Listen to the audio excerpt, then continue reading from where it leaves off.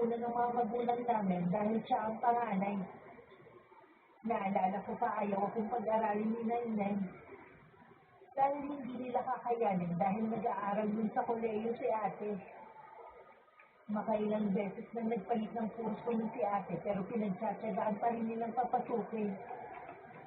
Naalala ko pa ang laging bukang bibig ni Inay. Hindi pa kasi na nahahanap ang kurso na gusto ng tuwin. Ang importante naman porsigido sa mag-aral. Mabuti na lang nakakuha ko ng scholarship at nag-working student din ako para may panggastos sa pag-aaral ko. Hindi kasi biro ang mag-aral. Nang mga panahon na yun, nakikihati pa sa akin si ate.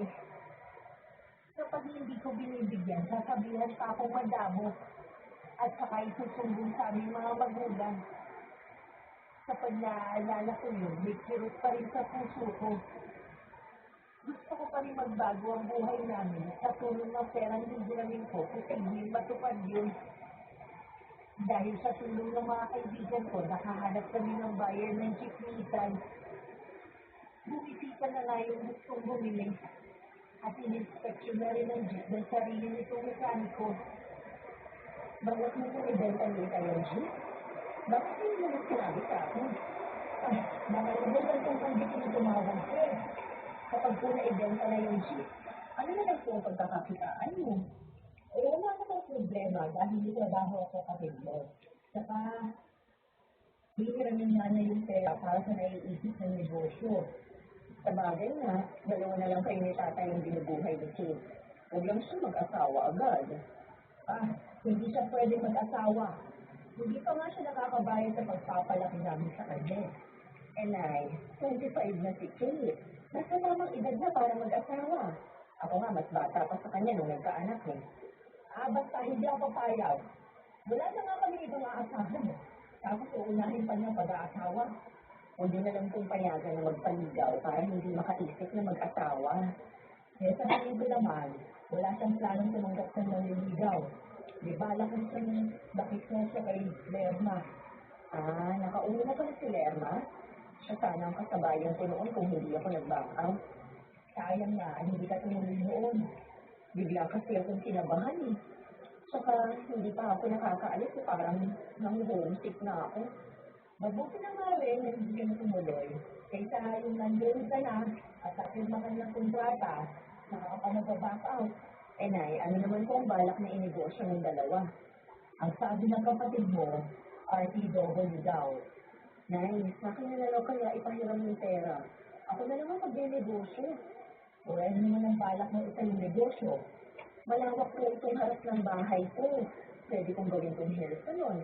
Yun naman po ang pangarap ko noon pa, ang magkaroon ng sariling salon. Sa wakas, matutupad na rin kapag na-ibenta ni Jeep ni Itay. Paano naman yung kapatid mo? Baka magsampo yun. May trabaho naman po siya. Samantalang ako wala. Ibigay lang niya sa akin ang oportunidad na ito. Sige, kakausapin ko na lang siya. Maiintindihan naman niya kung sa'yo na lang namin ipapahira ng pera. Papayagan ka ba naman ng asawa mo? Oo naman po. Siguradong matutuwa yun. Makakatulong na siya sa paghahanap buhay. Hindi ko may tago ang saya ko nang malaman na nagkasundo na ang buyer at si Itay. Sa wakas kasi, makakairam na rin ako ng pera. Binanggit ko na rin kay Lerma na payag na akong makisosyo sa kanya. Tuwang-tuwa naman ang kaibigan ko. Dahil ako lang daw ang gusto niya maging partner sa negosyo niya. Alam daw niya kung maaasahan ako at mula nga nun, magkaibigan na kami. Nakausap ko na si Itay. At sinabi nga niya na iniwan niya ang pera kay Nes, kunin ko na lang. Pero hindi ko akalain na muling bubuo ang mundo ko sa malalaman. Ano po, Nay? Ipinahiram mo kay Ate Rosella ang lahat ng perang pinagbenta ka ng jeep? Oo, anak, nakiusap ka sa kapatid mo. Gusto daw niya magtayo ng salon sa harap ng bahay niya. Hindi naman. Ako ang unang nagsabi sa inyo. Tsaka, nakausap ko na rin si Lerma na magsusosyo kami sa negosyo. Bakit kasi? Sinabi mo kagad din kay Lerma. Hindi pa naman hawak ng pera. Dahil nagtiwala po ako sa inyo. At sa akin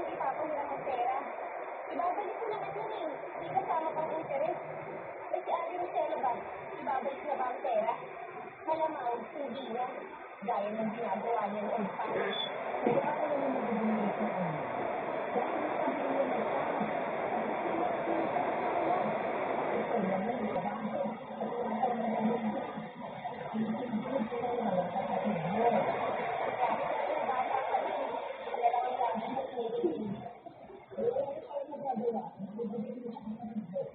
Kaya man naman yung iba. Sana po kasi, pinanibigan mo ang una ng plano. Hindi mo nagsabi ng sa'yo sa atin sa'yo, nagbago na ang isip mo. Ang bilis naman ang utak mo. Ano ginawa ka na pag-umawa mo eh? Nay, mula noon, wala na akong ginawa kundi unawain ang pamilyang to. At ako kayo, hindi naman lang ako naiintindihan. Sige, tuloy ka dito. Nagpupunta na tayo. Naabutan pa ni Isa yung pagtatalo namin ni Inay. Minabuti ko na lang na pumasok na sa kwarto ko kaysa naman sa harapan pa nila kung mismo bumulalas na niya. Para na kasi sasabog ang dibdib ko sa sama ng loob. Agad ako ng message kay Emma. Siya na kasi ang pinagsasabihan ko ng lahat ng problema ko. At alam din niya ang sitwasyon ko dito sa amin. Ano ba ang nangyayari? Bakit kayo nagtatalo na Kate? Eh, kasi, nadadali ka sa akin. Dahil hindi ko siya pinagbigyan kundi yung ate niya. Binaibigay mo na ba kay Kate ang pera? Eh, sinabi ko sa kanya na kunin na lang sa iyo. Eh, yun na nga, ang pinagtanungan namin. Yung pera kasi yung tatay lang natin sa kanya. Hindi ko din kayo yung Rosella. Ano? Sonia naman. Bakit mo naman ginawa yun? Eh, magagalit na talaga sa iyo si Kate. Eh, mas kailangan naman ni Rosella ng pera. May pamilya na siya at kasi, dalawa pa. Mas may pag-asa na lumago ang pera natin kay Kate kesa sa atin niya. Para ka naman bago ng bago kay Rosella. Maganda ang plano ni Rosella. Kapag kumikita ng ipapatayo ng salon, ibabalik naman yung pera sa atin.